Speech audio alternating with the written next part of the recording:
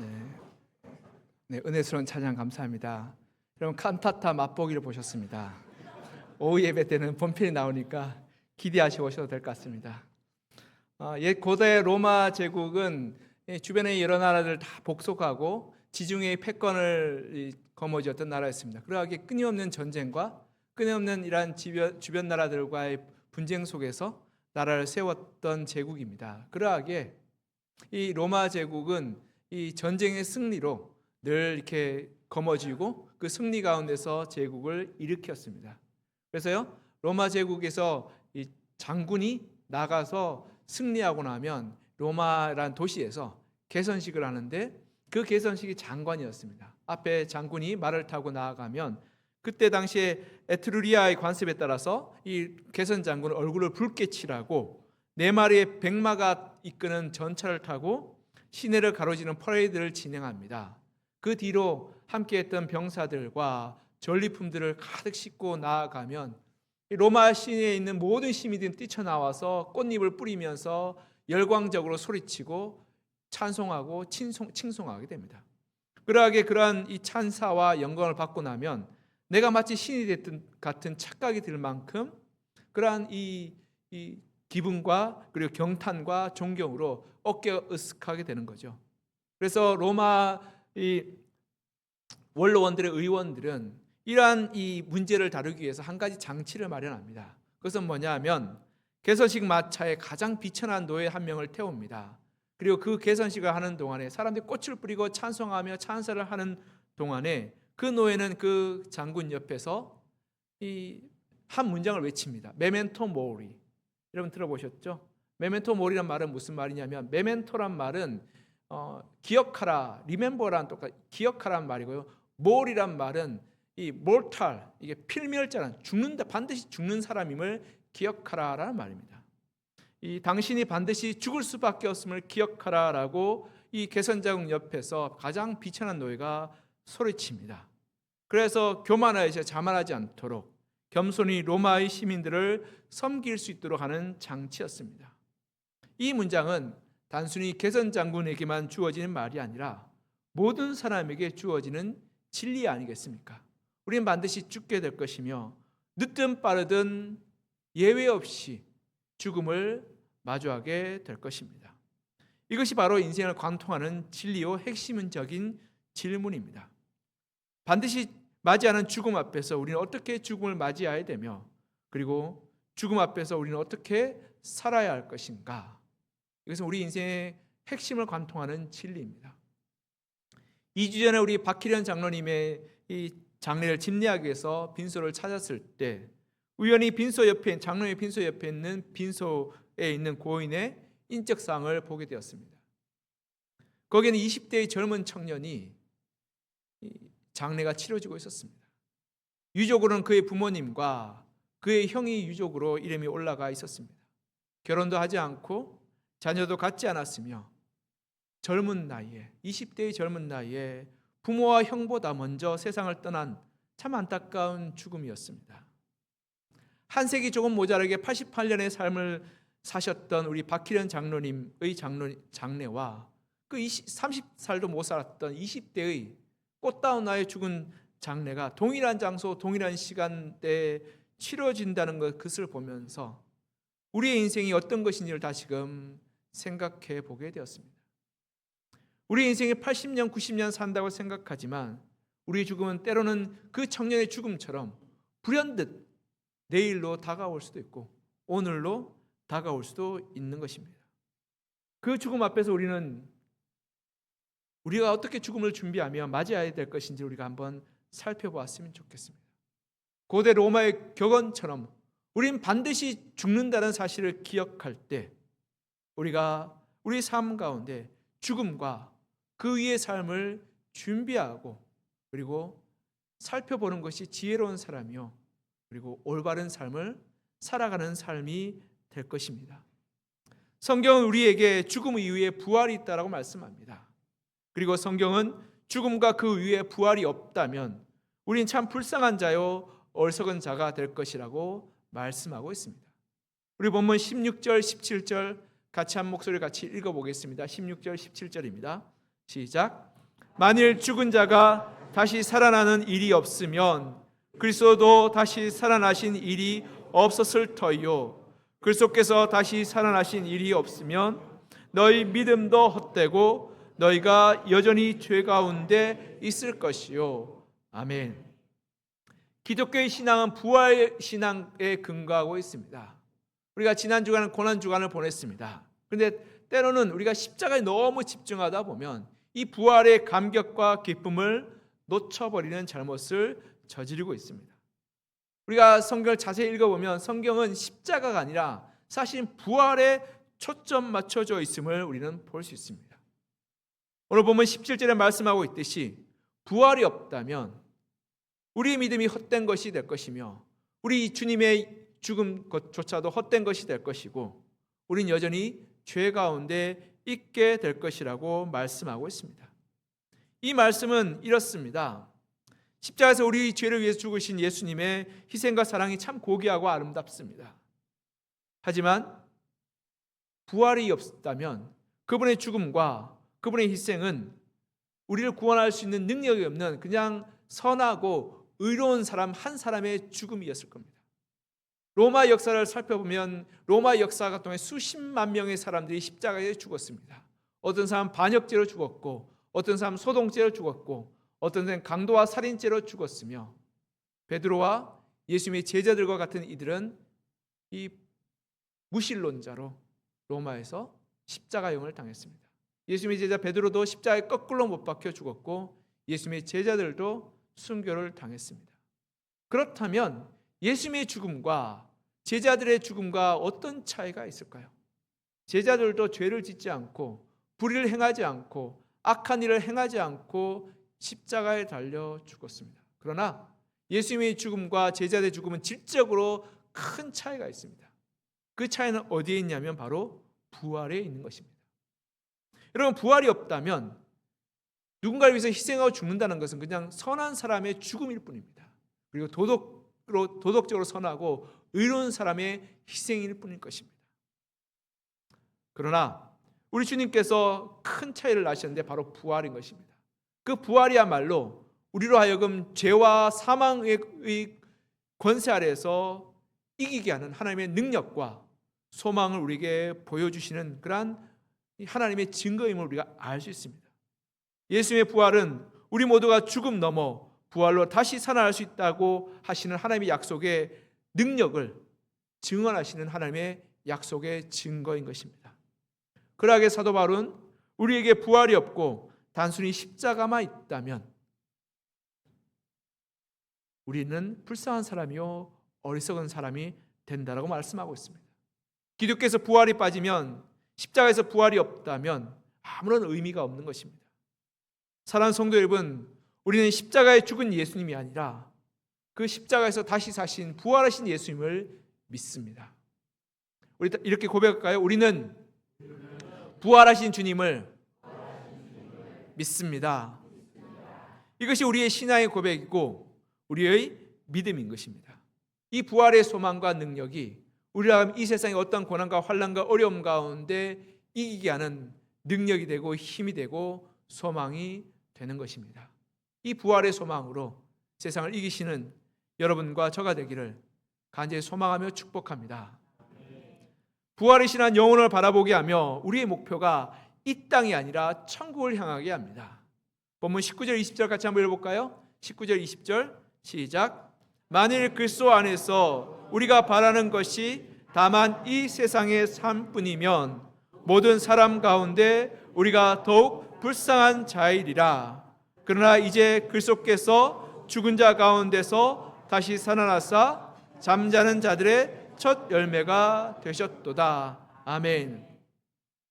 옛 로마 제국은 이 도시 안에 매장지를 두지 않았습니다. 아마도 이 로마인들이 이 위생관념이 굉장히 탁월하였기에 시체와 함께 있게 된다면 질병과 그리고 돌림병이 들까 걱정하였기에 매장지를 도시 외곽에 두게 했습니다. 교회 지역에 이 매장을 했는데 그 유명한 매장지 묘지가 카타콤이라고 부릅니다. 이 로마의 그 지역에 있는 토질이 응해암 지역이었습니다. 그래서 응의 질을 파내는 건 쉬운데 공기랑 접촉하게 되면 단단하게 돌처럼 굳어버립니다.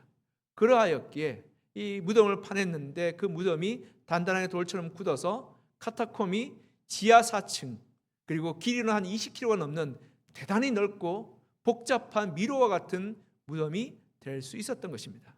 그리고 더 나아가 응의 질의 토양이 공기가 닿게 되면 돌처럼 딱딱하게 굳고 굳어지는 과정에서 시체의 썩는 냄새와 썩은 물을 흡수하기에 묘지는 최적의 환경이었습니다. 로마 네로 황제 시절부터 시작된 로마 황제의 박해는 초기 기독교인들이 로마 도시 안의 공공의 장소에서 예배드리는 것이 불가능하게 있습니다. 그러기에 기독교인들은 로마 황제의 박해를 피해서 카타콤 묘지로 숨어들게 됩니다. 거기서 예배를 드리게 되었습니다. 그곳은 사람들이 꺼리고 피하는 곳이며 그리고 죽음의 장소였기 때문에 함부로 오지 않는 장소였습니다. 그리고 넓고 미로와 같아서 누군가 잡으러 온다면 피신하기에 좋은 장소였기에 그리스도인들은 거기에서 매주일 부활절처럼 예배를 드렸습니다.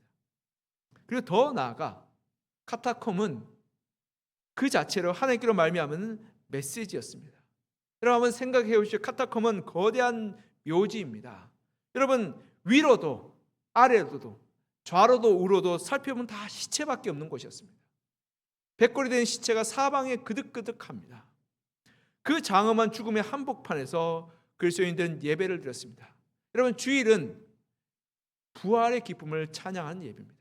그래서 사순절을 보낼 때도요, 주일은 사순절의 그 절기에 포함되지 않는 이유가 주일은 부활의 기쁨으로 예배하는 날이기 때문에 그렇습니다. 그래서 주일마다 예배할 때마다 그 부활의 소망을 시체들 한가운데서 고백하며 찬양하며 기뻐하였던 것입니다. 수많은 누워있는 시체들 사이에서 그들은 살아있는 자로 예배를 드렸습니다. 그들과 시체가 다른 점이 무엇이겠습니까? 그것은 바로 부활의 소망, 천국의 소망 아니겠습니까? 우리 19절 다시 한번 읽어봤으면 좋겠습니다. 19절 시작. 만일 그리스도 안에서 우리가 바라는 것이 다만 이 세상의 삶뿐이면 모든 사람 가운데 우리가 더욱 불쌍한 자이리라. 아멘.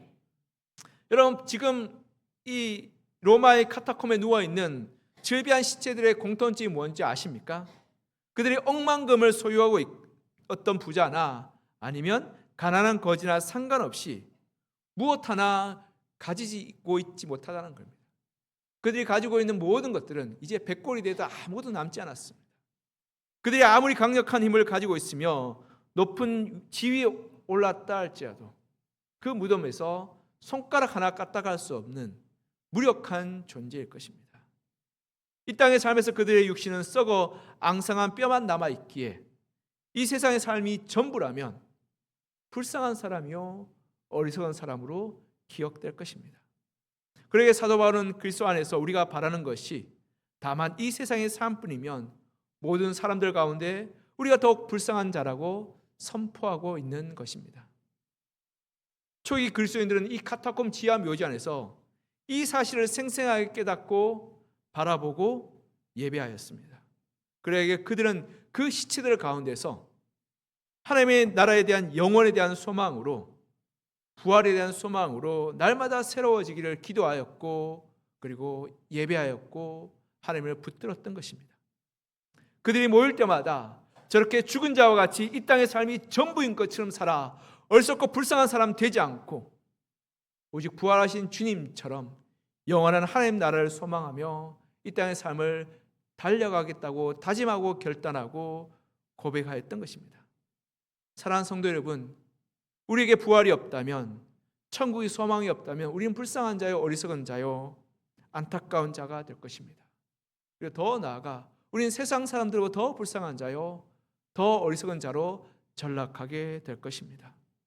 그러나 우리에게 부활의 소망이 있기에 천국의 약속이 있기에 우리는 이 땅의 것과 비교할 수 없는 하나님의 충만한 은혜와 기쁨과 감격으로 우리가 날마다를 살아갈 수 있게 될 것입니다. 그것이 부활의 소망을 붙든 자의 지혜요 능력이요 그리고 축복인 것입니다. 이 땅의 것에 우리가 마음을 두지 않고 부활에 우리의 마음을 두고 소망을 두어서 지혜로운 자가 되어서 이 땅을 감사로 기쁨으로 감격으로 살아서 시체들 한가운데서 부활의 기쁨을 찬양했던 초대교회 성도들처럼 죽어가는 이 세대 가운데 소망의 기쁨으로 날마다 살아가시는 여러분과 저가 되기를 지향 간절히 소망하며 축복합니다. 그렇다면 우리가 질문할 것이 있습니다. 부활의 소망을 사는 사람은 어떤 사람일까요? 그렇다면 우리가 어떻게 부활의 소망으로 살아갈 수 있을까요? 그것은 내가 죽고 그리스도께서 사시도록 하시는 것이 바로 부활의 소망으로 사는 자의 삶의 모습인 것입니다. 본문 21절 22절 같이 한번 읽어볼까요? 21절 22절 시작. 사망이 한 사람으로 말미암았으니 죽은 자의 부활도 한 사람으로 말미암는도다. 아담 안에서 모든 사람이 죽은 것 같이 그리스도 안에서 모든 사람이 삶을 얻으리라. 아멘. 성경은 이렇게 말합니다. 아담으로 말미암아 우리가 죄인이 되었고 죽음이 우리를 다스리게 되었다라고. 그러면 아담의 죄는 하나님을 거역하고 내가 주인이 되는 죄였습니다. 그러하게 우리는 하나님을 잃어버리게 되고 결국 죽음이 우리를 다스리게 되어 죽음의 종이 되었다라고 말씀하고 있습니다. 그런데 이와 반대로 예수 그리스도 안에서 생명이 시작되었고 예수 그리스도로 말미암아 모든 사람들이 부활의 소망을 얻게 되었다고 말씀하며 우리가 그리스도 안에 있을 때 아담으로 말미암아 죄의 종되었던 것을 벗어버리고 자유케 되었다고 말씀하고 있습니다. 여기서 가장 결정적인 말은 우리가 아담 안에서 모든 사람이 죽은 것처럼 그리스도 안에서 모든 사람이 새 삶을 얻게 되었다는 이 사실입니다. 여기에 우리가 주목해야 됩니다. 그렇다면 우리가 어느 편에 서 있느냐? 우리는 아담 편에 서 있느냐? 예수 그리스도의 편에 서 있느냐? 이것이 우리를 생명이냐 죽음이냐 판가름짓는 그러한 아주 중요한 질문인 것입니다. 그러하게 우리는 아담과 관계를 맺고 있는 사람이냐 예수 그리스도를 관계를 맺고 있는 사람이냐에 따라서 우리의 인생의 길이 죽음이냐 부활이냐로 판가름 나게 되는 것입니다. 사랑하는 성도 여러분, 우리는 때로는 의가 나의 의지와 나의 결단과 나의 선함으로 이루어진다고 생각합니다. 그러나 그렇지 않습니다. 의는 내가 죽고 그리스도께서 내 안에 사실 때 의가 완성되는 것입니다. 그래서 성경이 이렇게 말합니다. 우리가 죽고 그리스도가 우리 안에 사실 때 우리는 비로소 그리스도와 하나가 되며 예수 그리스도와 연합되어서 의로운 자가 된다라고 말씀하고 있는 것입니다. 이것이 내가 죽고 그리스도께서 사시는 이 삶의 신비요 비밀인 것입니다. 로마서 6장 6절에서 8절에 이렇게 말씀하고 있습니다. 우리가 알거니와 우리의 옛사람이 예수와 함께 십자가에 못 박힌 것은 죄의 몸이 죽어 다시는 우리가 죄에게 종노를 하지 아니하려 함이니 이는 죽은 자가 죄에서 벗어나 의롭다 하심을 얻었음이라. 만일 우리가 그리스도와 함께 죽었으면 또한 그와 함께 살 줄을 믿노니. 아멘. 우리가 그리스도와 함께 죽게 될 때 우리는 그리스도와 함께 살게 된다고 말씀하고 있습니다. 여러분, 우리의 믿음은 나의 의지와 나의 암과 나의 감정에 두는 것이 아니라 그리스도와의 연합에 두어야 하는 것입니다. 여러분, 나의 지적인 상태와 나의 감정적인 열심은 신기루와 같이 사라지게 됩니다. 여러분, 우리가 열심히 노력한다고 해서 우리가 더 잘하고 더 성숙하지 않습니다. 우리가 알아야 할 것은 내가 죽고 그리스도가 사실 때 놀랍게 신앙이 성장하게 됩니다. 때로는 우리가 알지 못하는 일들이 일어날 때가 있습니다. 내가 깨닫지 못하고 헤아리지 못할 때가 있습니다. 그럴 때 어떻게 해야 될까요? 내가 모르지만 내가 다 알 수 없지만 하나님 말씀에 순종합니다. 내가 죽고 주님의 뜻으로 살겠습니다 고백하며 주의 말씀에 순종하게 될 때 그 말씀의 순종이 나의 믿음을 지켜줍니다. 때로 우리의 감정이 때로는 어떤 때는 열정적으로 나올 때가 있는데 어떤 때는 냉담하게 식어버릴 때가 있습니다. 그러나 내 감정과 내 상황과 상관없이 주님이 옳습니다. 주의 말씀에 순종하겠습니다. 내가 죽고 주님이 사시기를 원합니다라고 고백하며 순종할 때 그 순종이 나의 믿음을 지켜주는 것입니다. 이것이 천국의 소망으로 예수 그리스도와 연합으로 사는 사람의 모습인 것입니다. 사랑하는 성도 여러분, 부활의 소망으로 사는 사람은 내가 죽고 내 안에 그리스도께서 살게 하시는 자인 것입니다. 그렇게 될 때 그리스도의 연합을 통해서 우리는 나의 힘과 나의 의지와 나의 능력으로 신앙생활을 하는 것이 아니라 하나님의 은혜와 능력으로 신앙생활을 하게 되며 어떠한 상황과 어려움 가운데서 부활의 능력으로 날마다 승리하게 될 것입니다. 이것이 그리스도 안에서 내가 죽고 주님이 살게 하시는 믿음의 고백이요 믿음의 삶인 것입니다. 이렇게 부활의 능력이 예수 그리스도를 통해서 내 삶의 능력이 되고 내 삶의 소망이 되고 내 삶의 기쁨이 되어 내 삶을 풍성케 하는 그러한 믿음으로 달려가시는 여러분과 저가 되기를 그냥 간절히 소망하며 축복합니다. 미국의 흑인 인권 지도자였던 마틴 루터 킹 목사님을 여러분 알 겁니다. 그는 흑인 인권 운동에 매진하여서 35세의 젊은 나이에 노벨 평화상을 받습니다. 어떻게 보면 세상의 정점에 오르게 되었죠. 그러하였기에 그는 세상으로부터 존경받는 위인이 되었고 하나님의 인정받는 사람이 되었습니다. 그런데 그는 불과 39세의 나이에 암살범이 쏜 총에 맞고 죽음을 당하게 됩니다. 그는 35세의 노벨 평화상을 수상함으로 말미암아 전 세계에 존경받고 칭찬받는 사람이었고 세계를 움직일 수 있는 위인이었습니다. 그러하기에 미국의 대통령조차도 그를 예의주시하고 심지어는 두려워하였다라고 FBI 보고서를 보면 나와 있습니다. 그런데 그 젊은 나이에 여러분 흉탄에 맞아 죽음을 맞이하게 됐으니 얼마나 안타깝고 속상한 일이겠습니까? 30대의 젊은 나이에 죽었으니 앞으로 할 일이 엄청나게 많고 갈 길이 창창한데 죽게 됐으니 얼마나 원통하고 속상하겠습니까? 제발 살려달라고 애원하고 부르짖을 수 있는 상황 아니겠습니까? 근데 그가 총에 맞고 죽어가는 그 상황 가운데 이렇게 고백하며 죽었다고 말합니다. 나는 마침내 자유를 얻었다. 감사하게도 나는 자유를 얻었다. 그는 원치 않는 죽음, 안타까운 최후의 순간도 불구하고 그는 이 세상 무엇에도 얽매이지 않는 자유한 그리스도인임을 보여줍니다. 그 이유는 그가 이 땅에서 하나님의 사명으로 살았고 영원한 하나님 나라 부활에 대한 소망으로 살았기에 죽음 앞에서도 두려움이나 얽매임 없이 자유하는 그리스도인으로 그 죽음을 맞이할 수 있었던 것입니다. 그리고 부활에 대한 소망으로 이 땅의 존귀와 영광과 사람들의 존경과 위협을 다 내려놓고 간다 할지라도 조금 더 미련 없이 육신으로부터 자유케 되어 하나님 나라를 맞이할 수 있었던 것입니다. 이것이 부활의 능력이요 소망이 되었으면 좋겠습니다. 지금 안양천을 가면 이 꽃이 만발합니다. 개나리와 벚꽃과 목련이 만발해서 생명이 움트고 있습니다.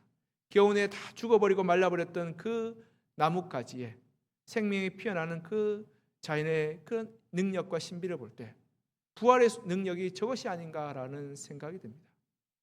그 부활의 능력을 우리가 날마다 살게 될 때 이 땅에 어떠한 우리 인생의 어떠한 추운 겨울과 힘든 상황이 닥쳐온다 할지라도 나를 살게 하시고 나를 살리시는 하나님의 능력으로 우리가 날마다 승리하게 될 것입니다. 내 믿음의 부활절에는 유한진 시인의 이 시가 있습니다. 제가 읽어드리겠습니다. 지난 겨울 얼어 죽은 거루투기에도 새싹이 돋습니다.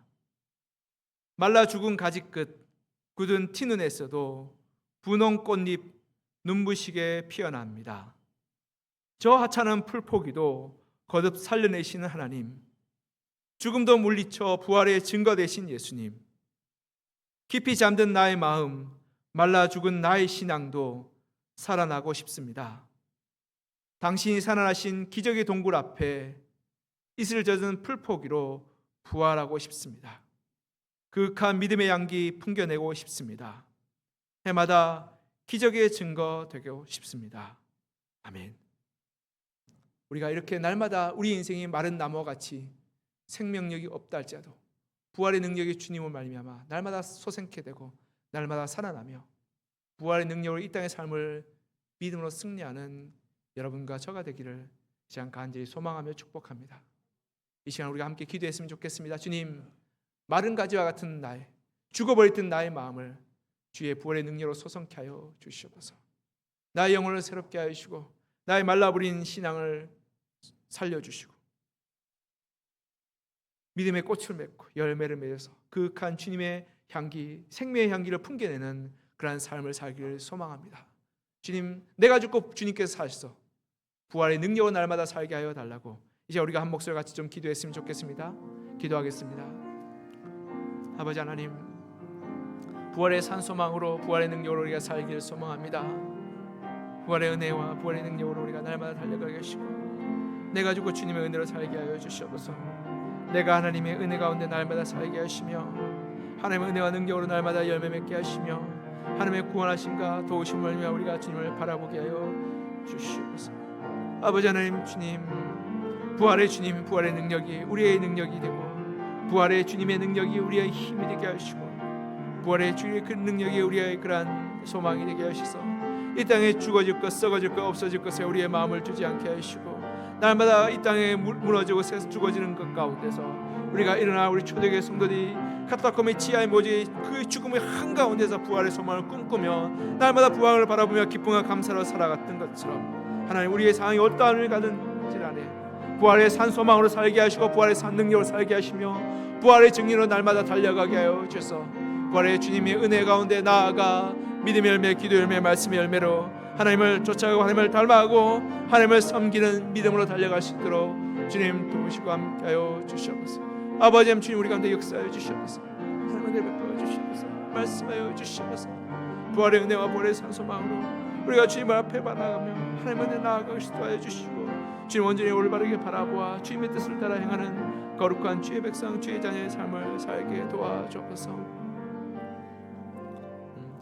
사랑하는 하나님 아버지, 십자가의 죽음 앞에서 무력하게 끝날 것 같던 이 그 십자가의 사건이 부활의 능력으로 우리의 산소망 되어 주시고 우리의 능력이 되시고 우리의 약속 되어 주심에 참 감사합니다.